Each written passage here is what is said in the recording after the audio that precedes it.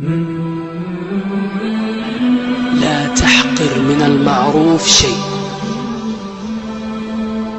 افعل المعروف كله. أي معروف تعرفه اعرف افعل، أي معروف تعرفه افعل. وجدت علبة في الطريق تؤذي الناس أمطها، يمكن وجدت واحد يريد أن توصله أوصله، يمكن وجدت إنسان مكروب فرج عنه.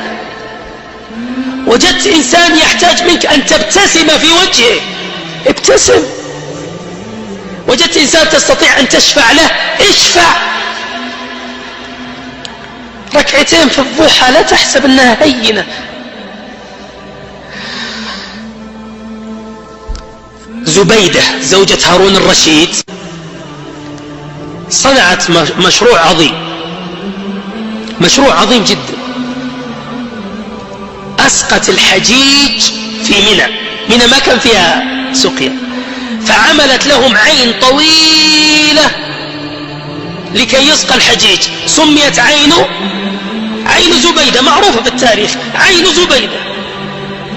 ماتت زبيدة، رؤيت زبيدة رحمه الله في المنام، فقيل لها: ما فعل الله بك؟ قالت: غفر لي.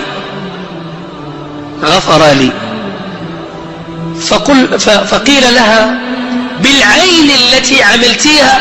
قالت: لا والله، العين وما العين، إنما بركعتين في جوف الليل كنت أحافظ عليها. شفت حاجة ما تتوقع، ركعتين في جوف الليل.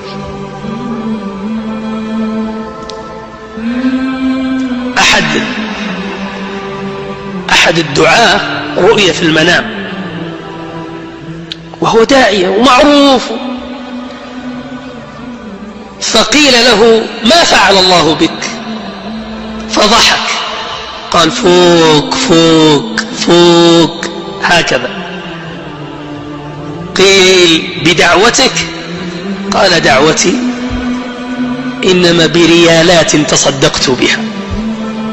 سبحان الله، ما تعرف يا أخي. لا تحقر من المعروف شيء، افعل كل المعروف.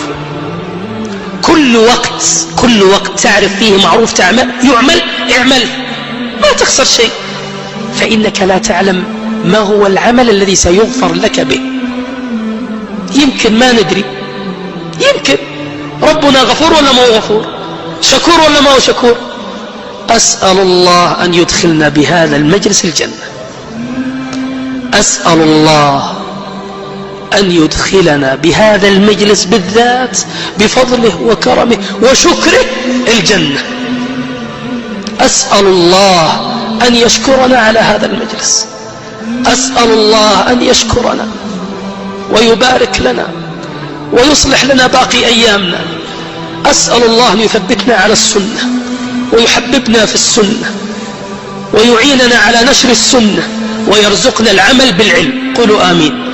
اللهم إنا نشكرك أن فقهتنا في أسمائك، فزدنا فقها وعلما وعملا يا رب العالمين. وصلوا على نبيكم عليه الصلاة والسلام.